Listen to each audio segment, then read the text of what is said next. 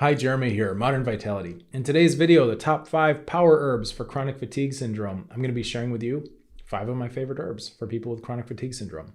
I've worked with a lot of people that have this problem, and all these interventions, right, whether it's herbs, pharmaceuticals, supplements, whatever you're taking, medicinal mushrooms, breath work, specific self-care practices, essential oils, whatever you're doing, homeopathy, okay, it doesn't matter. There's a ton of tools. What you really want to do is organize it so that you're not just grabbing for silver bullets. So I'm going to share with you my top 5 favorite power herbs, okay? But just know that these are meant to help you not only with your symptoms, but also to start to build a foundational health inside your body. And it works the best if you take these kinds of herbs and these kinds of strategies and you flesh it out into a structured plan where you have stages of graduation, where you're looking at your immune system, getting that handled, and then building up your digestion, and then teaching your nervous system how to respond differently to stressors, and then encouraging blood circulation so that all your tissues can get stronger so you hopefully don't have to deal with this kind of thing again once you're out of the woods. It's very important to have a plan. So I'm going to share with you my top 5 favorite herbs, right? Power herbs. And then I'll also expand on this idea of the stages and how to actually create yourself a long-term plan so you can get better and stay better. All right, let's get started.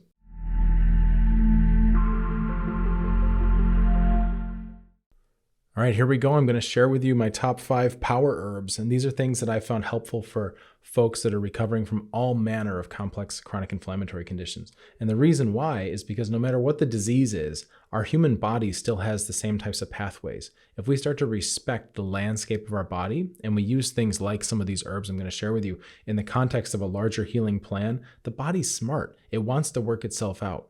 It wants to thrive. We are built to thrive. That's how we're designed. That's our optimal setting. So these are some of the herbs that I found can help most people get there. But my caveat, the reason I'm bringing this up, my caveat is that these are not good for everyone. In fact, there are some people that these kinds of herbs, even though we're looking at things that are able to be purchased in a grocery store, right? You don't need a prescription for this stuff.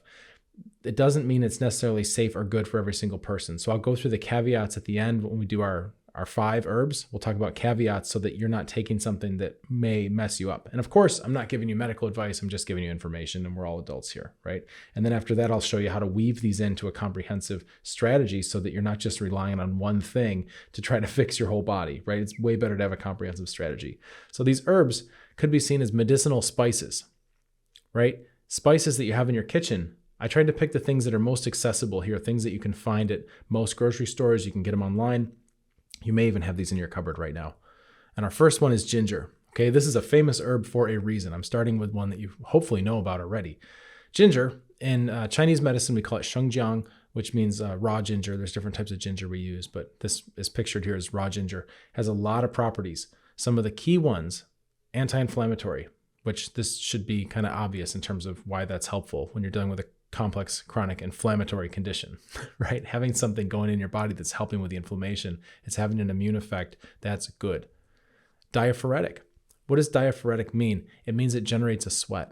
Why is a sweat important? Well, especially for stage 1, when we're working on the immune system, we want to see the body's ability to regulate its sweating process. Because sweat is like the windows of your house being able to open and close. You need to have that ability. If they're stuck open and you're sweating all the time, that's not good. If you can never break a sweat, that's not good. We need to have what's called appropriate sweating.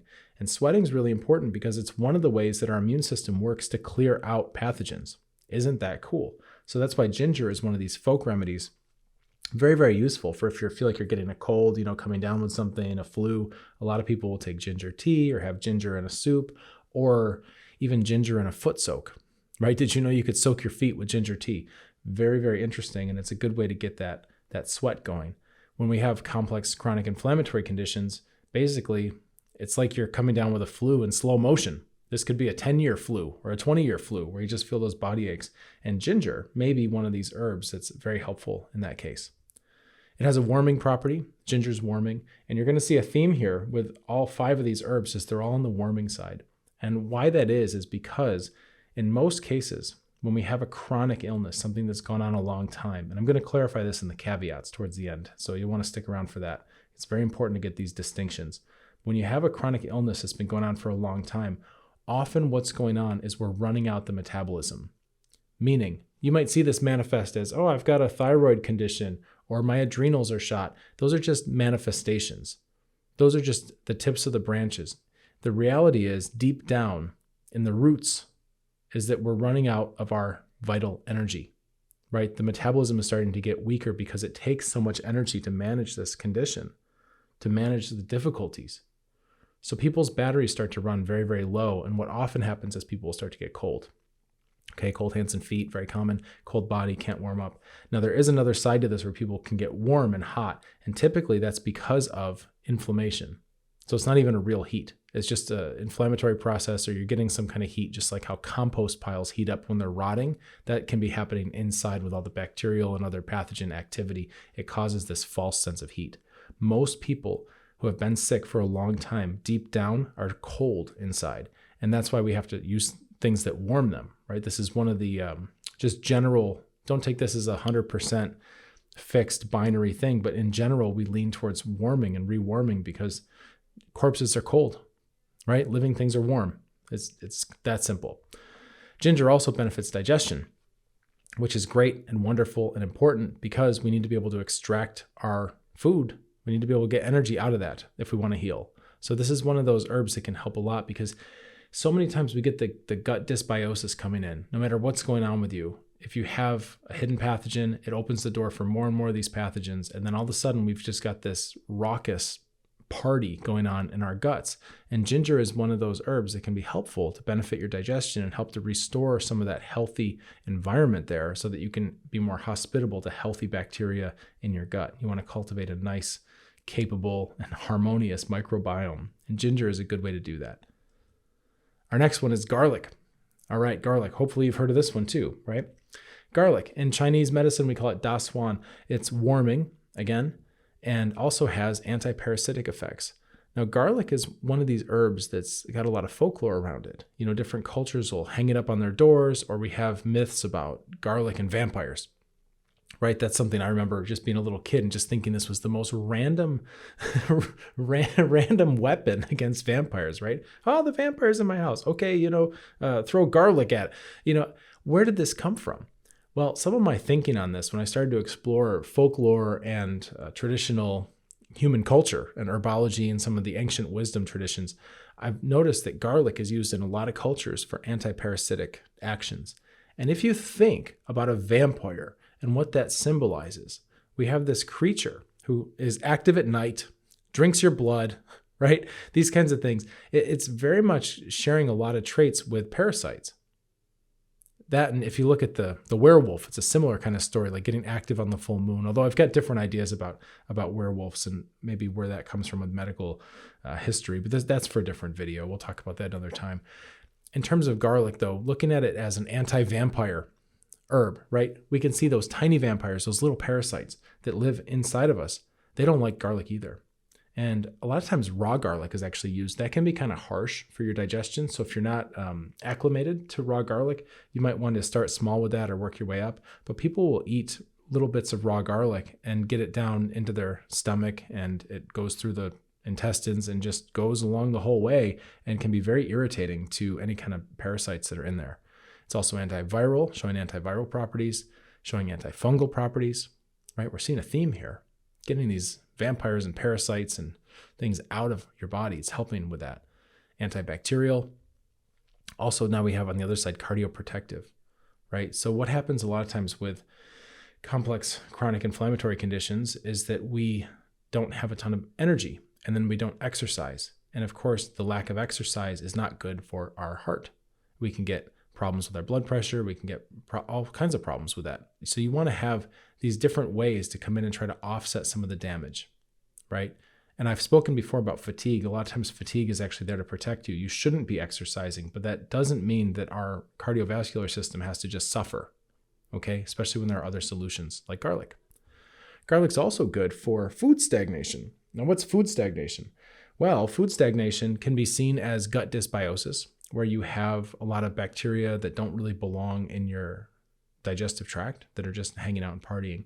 And the traditional thing with Eastern medicine with food stagnation is that basically you're not getting that peristalsis. You're not getting your food, and peristalsis means the way that your whole digestive tract kind of waves and pumps to move food down. So if you're not getting that process, then what oftentimes happens is you'll feel like you ate something and it's just sitting there. It's in you can feel it like in your stomach, or you can feel it kind of in your abdomen, and it just feels like a brick. Now, you may have overeaten. That happens. When we eat too much, it challenges the digestion. That can cause food stagnation, or we can just have some deficiency in the tone. There's different reasons why our body's not providing that peristalsis, but garlic is one of these herbs that shows some promise for helping move that along. So if you're having sluggish digestion, if you're eating food and it just kind of sits there in a heap in your body and you can just feel it like a brick, you might think about incorporating some more garlic into your diet. Cinnamon. Oh boy, number 3. So here's another herb that I hope you've heard of, and I'm going to take this from a few different angles. There's actually 3 different types of cinnamon we're going to look at. So I hope you've got your notebook ready, right? Pen and paper, and be taking notes, because there's a lot to learn with these distinctions. So cinnamon comes in 3 different types that we're going to talk about, and we'll go through them. We're doing the medicinal ones first, and then we'll do the culinary at the end. So the first type of cinnamon that we'll explore is called guizhi in Chinese medicine, and this is the twig, cinnamon twig. Now, cinnamon comes on a tree. Okay, the best trees usually grow in Vietnam or thereabouts. That's what most people agree on. And cinnamon itself, if you get really, really, really high quality cinnamon, medicinal grade cinnamon, that can be one of the most expensive herbs per pound. So just know that while this is a common spice that you can get in your Starbucks latte, during autumn with like pumpkin spice and all that, there are actually different grades of cinnamon that are extremely potent and carry a premium price tag too. This is a high level herb. So when we look at this one, this is the cinnamon twig, and this comes from the tips, the twigs, right? The tips of the tree branches, the very outer tips. And you can see this cross section of, it's basically just the tip of the twig that's been cut, and you can see the inner woody part of the twig as well as the bark on the outside. And it's they're very small. These herbs are usually about the size of a penny or a dime. They're not really that big because they're the small tips of the twigs. And this is a warming herb, right? Of course. Has a diaphoretic property, which we already talked about with ginger, but it helps you with the sweating. Now, the thing about cinnamon twig that's diaphoretic means it helps you with your sweating. It's really interesting because this is the part of the tree that is in the expansive part, right? The tree is growing at the tips of the branches. And we'll come back to this with our next type of cinnamon, and I'll give you the contrast here. But this is the part that's growing upward and outward and expanding out of the tree. And it has the same type of effect with our circulatory system. It helps us increase our capillary pressure so that we're having an upward and outward pressure by the surface of our skin. Isn't that interesting? That helps to push out sweat, right? It helps with the pressure differential at the surface of our body, and it may help to prevent pathogens from coming in via the skin.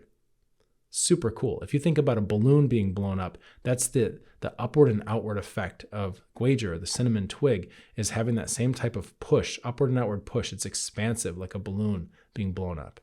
And I really like this because when we deal with complex chronic inflammatory conditions, a lot of times, if it's been so long that you've been dealing with these things and it's sapping your energy, a lot of times we actually start to become more deflated. You feel it in your personality, you feel it in your body. We can see it in the eyes. I've done other videos about this, how you can look at these outward signs. And also, you just know, you go, man, I'm feeling like hollow and kind of deflated. This type of herb, because of where it grows on the tree, the part of the tree, it has a certain energy, and it's the opposite of that, right? It's inflating. It's very, very cool. We also have blood sugar regulation with cinnamon. And one of the things that you want to know about blood sugar regulation is that, yes, people with diabetic issues may benefit from incorporating more cinnamon into their diet. Of course, that would be great. If we're eating a Western diet, or even, some of these healthier versions of, clean eating and all that, we still may be eating things that can spike our blood sugar. Even if you're only eating fruits, you're still getting sugars from those fruits. So having some cinnamon, for example, if you're going to eat a pear, but you put a little cinnamon on it, right? We'll get to culinary cinnamon in just a minute, but even culinary cinnamon is going to have this same type of property where you can just put some on there and it'll help you absorb that without the blood sugar spike. Fascinating when we start to work that way with our diet, trying to eat our food medicinally and more balanced. Right, so we have issues with blood sugar that can manifest as diabetes. We also have issues with blood sugar that can manifest as menstrual issues, like PCOS, polycystic ovarian syndrome. A lot of times, women that have that are struggling, and they also have some kind of problem with insulin going on. And cinnamon, right, is used traditionally in the types of formulas None of these herbs are usually used alone in Eastern medicine. It's always bundled into a context because you're going to have other herbs that are working together and balancing and all that. It's a skill, right? It's a very highly refined science of combining these things the right way for the right people. But when we look at a lot of these traditional formulas for PCOS, you can see there's cinnamon in there. And there's a lot to be said for the help with the blood sugar and how that communicates back to hormones. It's very interesting. And the third thing I'll tell you about blood sugar is that when you have, and this is probably the most important thing for any kind of complex chronic inflammatory condition, when you have fungus, yeast, bacteria that are rogue and getting wild, they want to eat your blood sugar. Okay, that's what feeds them. So anything we can do to keep the blood sugar more stable and more regulated will actually help to starve those pathogens. This is massive. We have also digestive support. Cinnamon can be useful for helping to warm, because it's warming. It can help to warm some of our digestion, which is, kind of a vague way to say this. But when you have people who come with even like gastroparesis, which basically just means the stomach is paralyzed, this happens. It's not fun. This is one of those things where when we talked about garlic, I talked about how the peristalsis has to happen, the movement of the food through the digestive tract. You can use cinnamon, especially guajar, within the context of a formula with other herbs, and those actions of the warming will help to actually move the stomach a little bit and start to get this process underway for people. Very important. We also have some pain relief with cinnamon, and we also have use for menstrual issues. Like I mentioned, PCOS is one of them, and anxiety. Now the anxiety, I really want to talk about this because the anxiety piece is historically documented for thousands and thousands of years of people using guajar, the cinnamon twig, or our next type of cinnamon, I'll explain to you in just a moment, to help with anxiety and panic attacks. And there's this old term in Eastern medicine called running piglet chi, right? And what does that mean? Running piglet chi. Well, you can translate the chi as kind of like the energetics of it, right? But the idea is that it feels like a little piglet, a baby piglet is running from your abdomen all the way straight up your midline, up your throat. And you get this feeling of like pulsing and pounding that's going upwards. It's usually accompanied by, anxiety and panic. It doesn't feel good. So you can see this pattern playing out all the way back in the old days. And we have anxiety now in our culture, but it's always been there. It's part of the human condition. And guajar is one of the herbs within certain formulas that can be very effective for actually helping people not have that happen so much. So when I look at things like even POTS too, with the blood pressure, right? POTS, postural orthostatic tachycardia syndrome, right? When you have that happen, your blood pressure is dropping. That's kind of the opposite.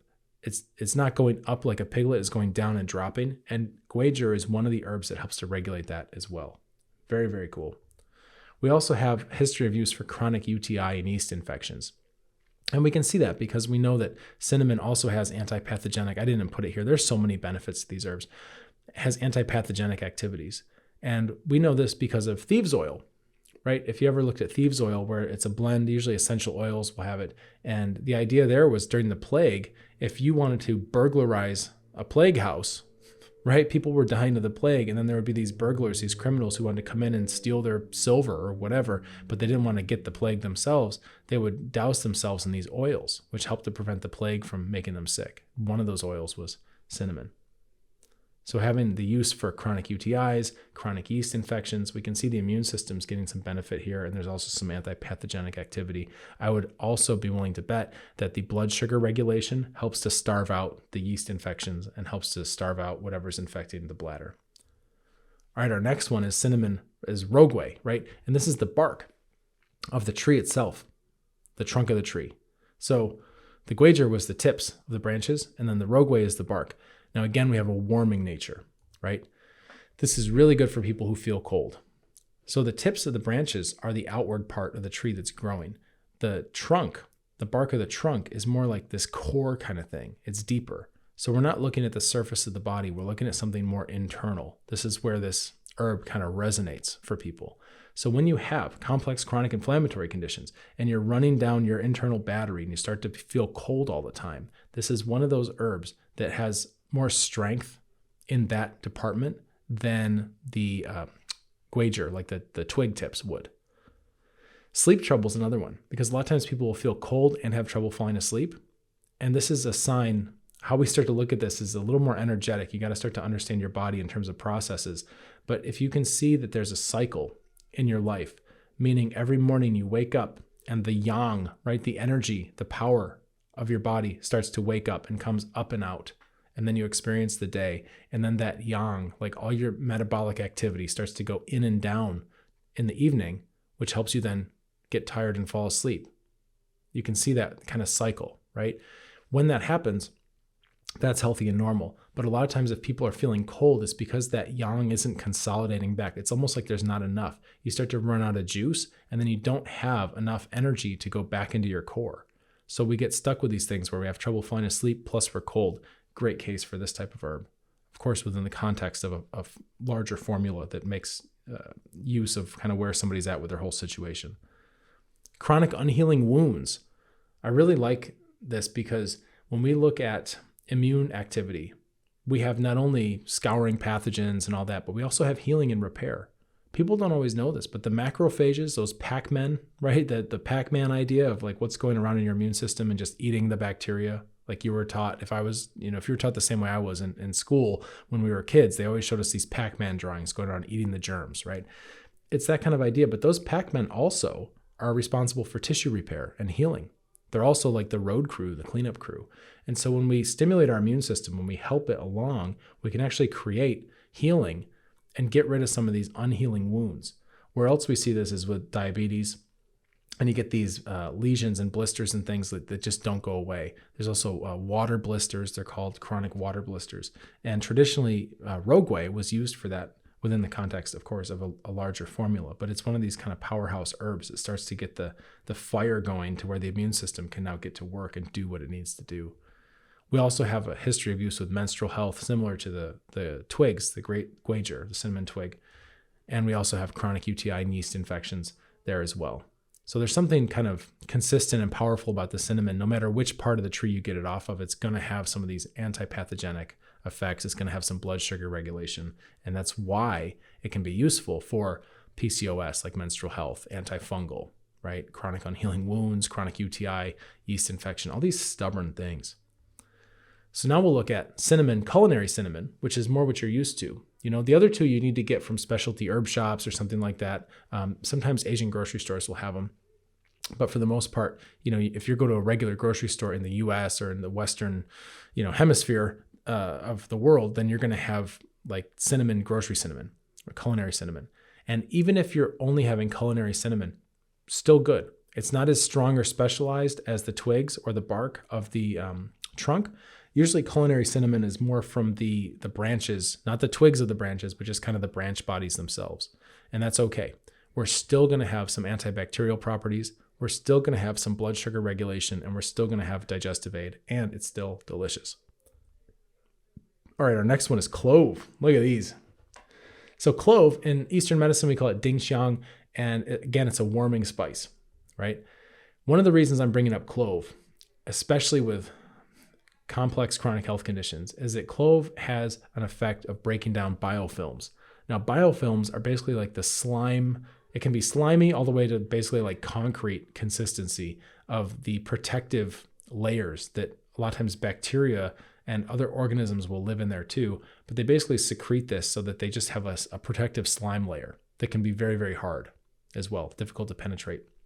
So when we take herbs and we take supplements and we take pharmaceuticals and whatever we're doing, if we're trying to kill some of these things that have gotten out of hand in our body, if we're trying to clean out, a lot of times those biofilms will actually protect the pathogens. So when you have something like clove, and there are other herbs too that we use, there's a ton of these in Eastern medicine that break down biofilms. What that does is that starts to shatter the security system so that even though these germs, these pathogens that are in your body and don't belong there, even though they're trying to defend themselves with the slime, the clove helps to come in and penetrate that so that your other like killing agents, basically your other antimicrobial stuff, has an easier time getting through. Very, very cool. We also have clove is a powerhouse, right? We also have antibacterial, antifungal, antiviral properties. It also can help with libido. So here's one, especially for men, but I wouldn't be surprised if women found this helpful too. It's not a sex tonic, right? It's not one of these things where it's like a horny goat weed or something. But what we could do is start to look at how chronic illness degrades the libido over time. Typically, that happens.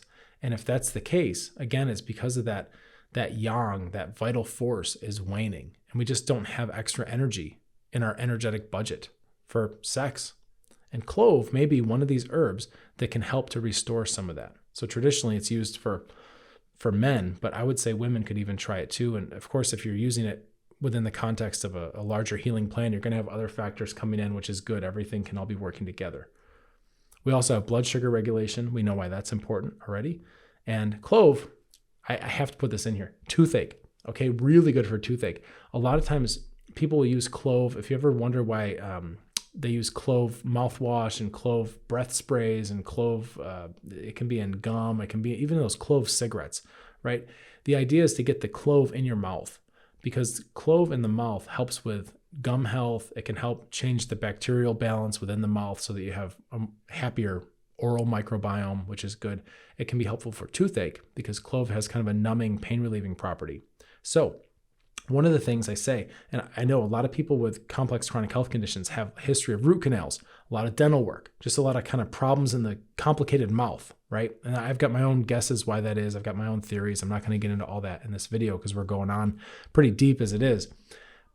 But what I recommend is to use clove, right? Use it in toothpaste, use clove oil, make things that have clove in them. For example, pho, like a Vietnamese soup, PHO, it's called pho. You can start to make those broths, and that'll have a lot of these warming spices in there. And what you can do is you can be eating that, drinking that, and especially if you have to get a dental procedure done, right? If you have to get a root canal or you have to get a filling or whatever it is, your mouth's hanging open for a long time. They're spraying cold water in your mouth. You're getting cold in there.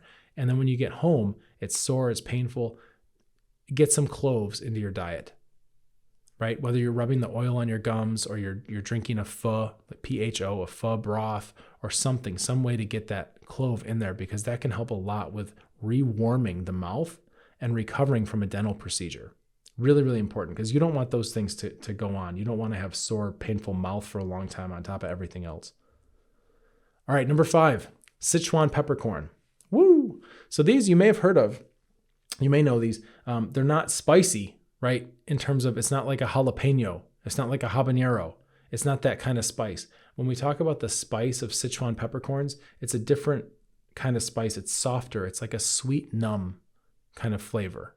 It's not spicy, like it's not going to light you up and make you reaching for glasses of water and all that kind of stuff. So you may be familiar with the Sichuan peppercorn, or this may be new for you. I saved it for our last one because this one's a little more exotic. It's a little harder to find, and it's powerful in different ways. So the Sichuan peppercorn, we call them huajiao in Eastern medicine. It's warming. It's really, really good for pain relief. Like I mentioned, it has a flavor that's kind of numbing almost. There's a sensation you get, right? They call it mala. When you're eating these, you'll get this little bit of happy, numb feeling in your mouth, okay? And it's kind of interesting because that's going to be happening throughout the rest of your body too. And you can use these for all kinds of things. So if you have a complex chronic health condition and there's pain, chronic pains, you can be eating huajiao or Sichuan peppercorn within your food, which is good. Usually you want to get them and grind them up in a pepper grinder, because they come like that. They're the peppercorns, and you can make them, you can eat them like that, how they are, but they're a little unpleasant because it's kind of crunchy to eat. And for example, like my kids are always picking them off if I cook something like a stir fry and I have some of these peppercorns in there. My kids, if they get it on their spoon, they're always like, "Oh, why didn't you crush up the peppercorns?" Well, sometimes you can, whatever, you do it how you want, but you can grind them up with a pepper grinder. That's probably the best way. Make them into a powder. Then you're eating it, and then you're getting the pain relief happening within your body systematically, which is great.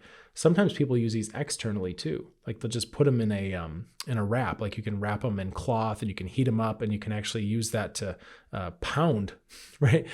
Use that as percussion and kind of like smash that as a massage, smash it into your sore joints or your muscles or whatever else, or even better, have somebody else do that for you.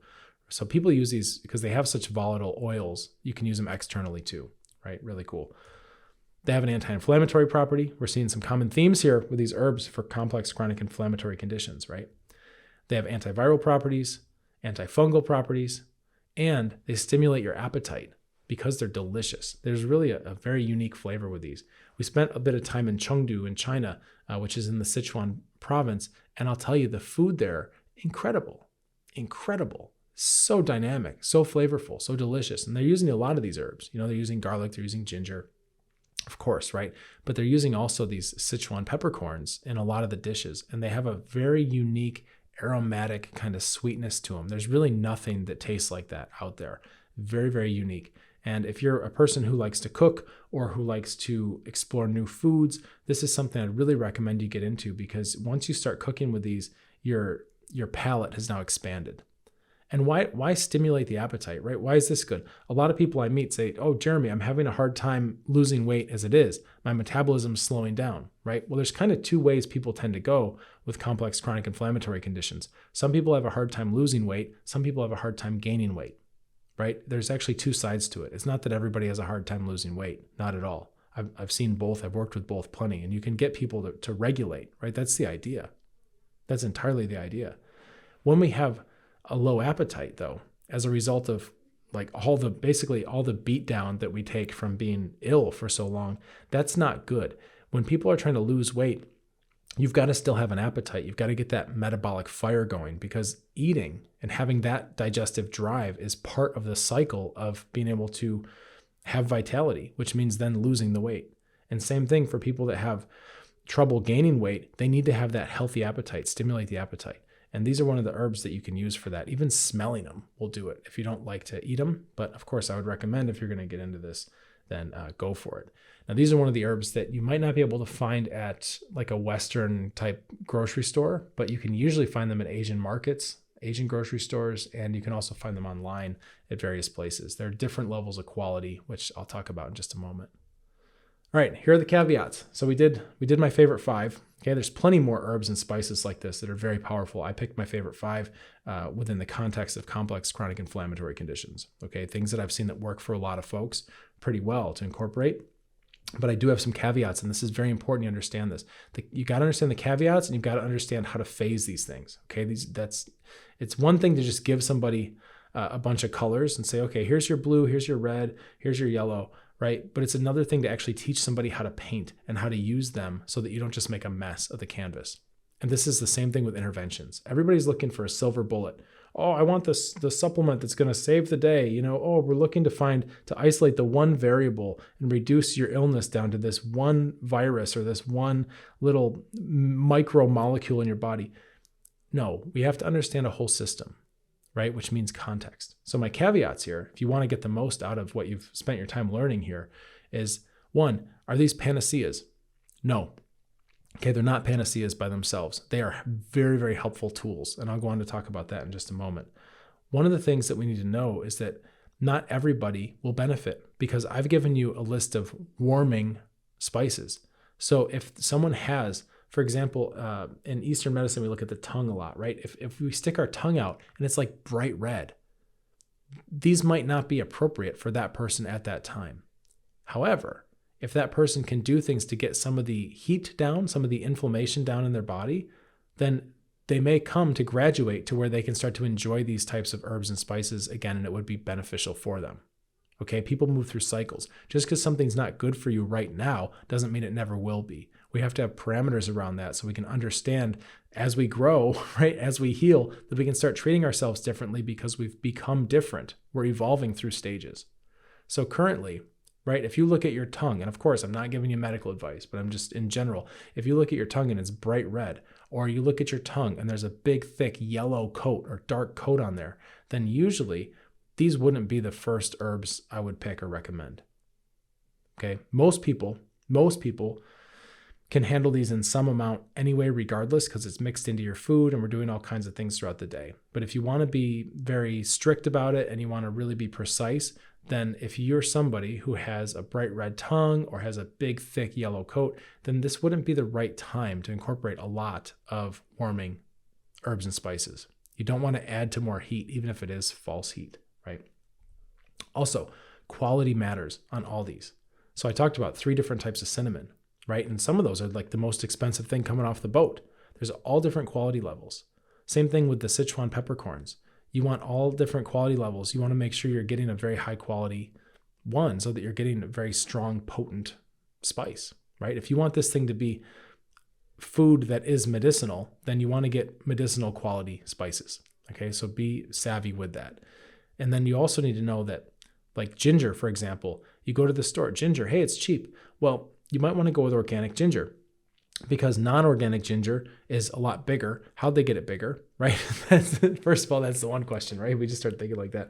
But what I've found is that oftentimes, if ginger is not organic, that means it's been irradiated. So we want to try to get things that haven't been irradiated, right? You want to start to look into all these qualities. If you can get your ginger organic, that would be great. Same thing with garlic. There's all kinds of garlic. Why not get organic garlic? Why not go to your local farmer's market and support a farmer who's growing some kind of heirloom strain of garlic, right? Something with a lot of color. Sometimes these garlics are like purple looking almost.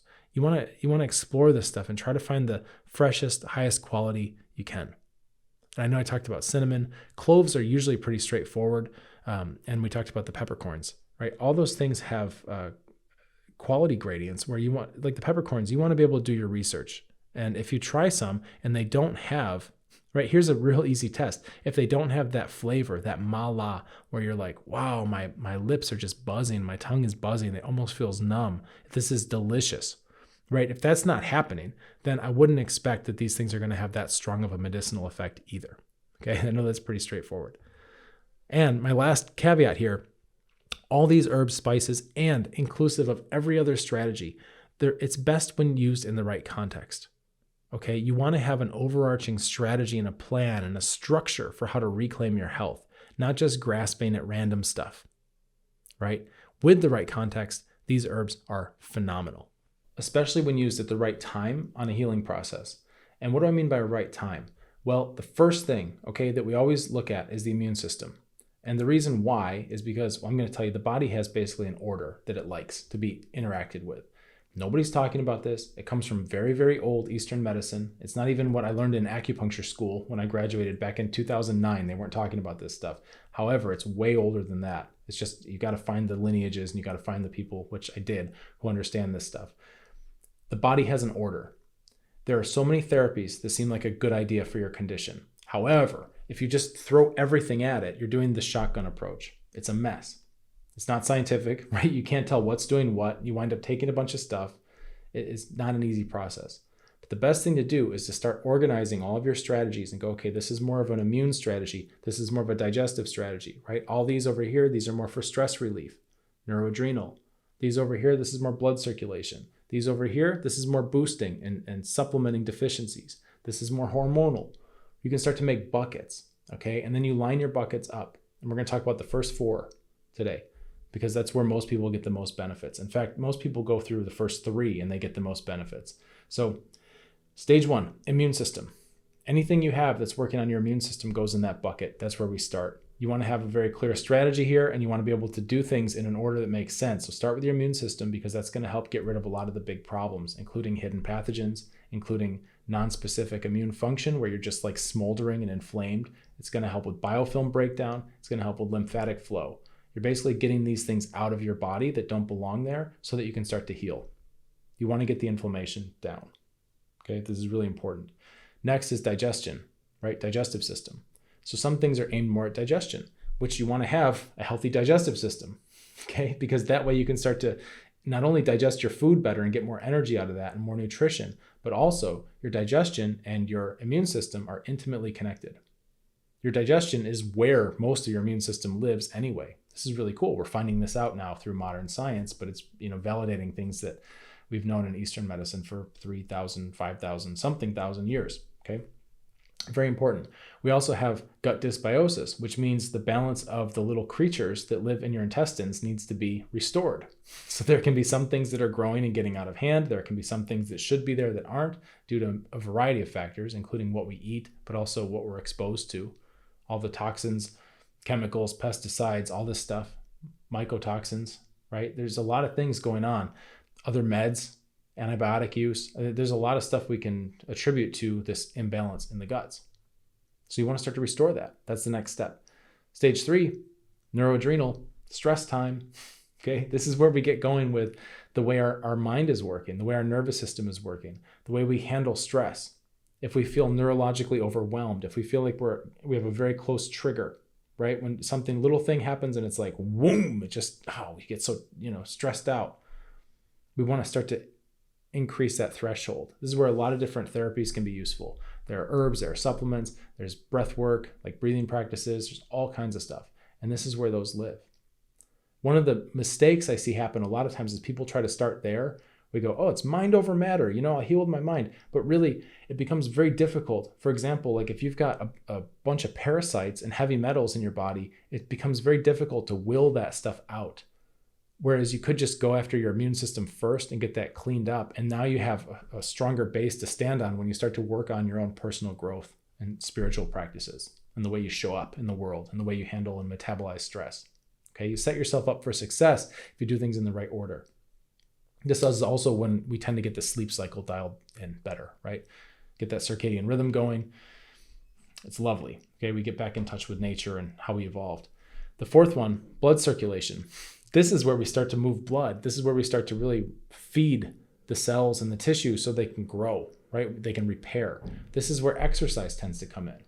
This is one of the kind of mistakes I see people make too, is they try to start here. They start at stage 4, blood circulation, by starting some kind of exercise regimen when they have a complex chronic inflammatory condition and fatigue and exhaustion, and there's no energy to be had. And we think, I better push through, right? I better push through it because exercise is good for me and maybe I just need to just break through. And what happens instead, because there's still inflammation that's just rampant in the immune system, most likely due to hidden pathogens or some other thing setting off the immune system, okay?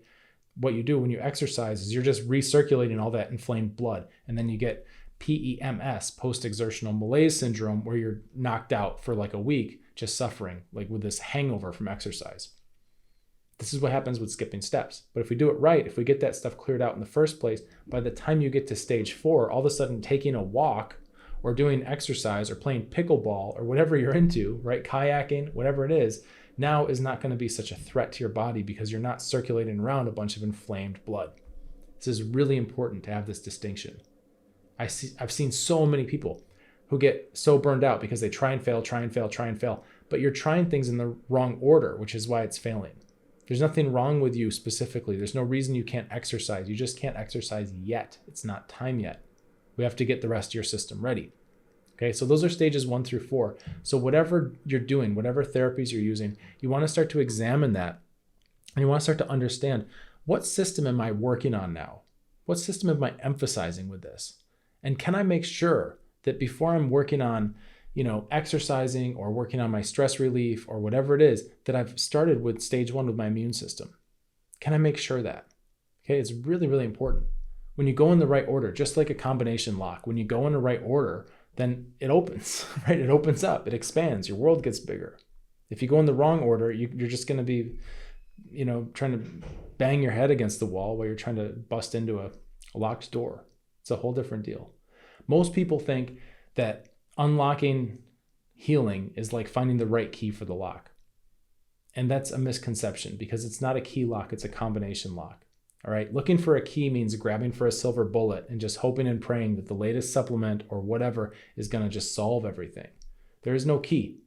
It's a combination. And the combination has to be the right stuff in the right order. Okay, those are the 2 caveats. This is just how it works. This is what I found. This is like the best way possible that I know to get somebody from feeling sick, shrinking world, not really happy about life, not much of a future, right? Frustrated, overwhelmed, exhausted, burned out, to working through the stages and then going, hey, I've been back to life again. I'm having sex again. I'm doing things. I'm showing up for my family. I'm throwing a party for my grandson or whatever. I'm traveling for a wedding. I'm in Europe walking along on cobblestone streets and I'm not getting tired. I'm in New Zealand hiking mountains and going down beaches when I used to have fibromyalgia and be afraid to leave a 2-mile radius of my house because I was going to be exhausted. Right? These are how you get those changes. It doesn't just happen magically. You've got to have the right combination, which anybody can learn. That's part of my job, as I see it. If you're struggling with a complex chronic health condition, you might consider not struggling alone. I've built an amazing community. We've got our own chat group. We're off of the big tech things. It's just our own private chat where you can come in and you can meet other people who are lovely and positive and vibrant and supportive. Really fantastic people from all over the world. that are on various stages of their healing journey. They're working the stages, right? Immune, digestive, neuroadrenal, blood circulation. They're in their process. I'm in there every day. It's free to join. You can come on in. You can ask me anything. You can meet some other people. You can be inspired. You can ask them things. What's working for you? Here's where I am. Introduce yourself. Even if you're shy, even if you're an introvert, it's a fantastic community. There's plenty, you're going to be in good company with introverts there. There's plenty of introverts, right? We're very respectful. We're very kind. We're careful with each other's energy, right? We have very good boundaries in there. So we have a group, chat group. There's also a vault where I've got interactive videos where you can start to really get yourself a plan so you can know what you're doing. What's your next practical step towards getting your life back? And again, you can ask me anything in there. It's fantastic. That's where I'm answering questions. I'm not in the comments section of YouTube. I'm having deep conversations and actual connection in my own group. So I'd encourage you, right? If you'd like to join that, there's an application. You're a detective, you'll find it. It's near this video somewhere. And you can get your application sent in. And when I take a look, if you look like a good fit for our group, for what we're doing, I'll let you know. And I keep the group pretty cozy. We keep it like to 1 to 200 people is about the max. That way I know who's in there. And when I answer your question, it's very specific and I know who I'm talking to. Okay.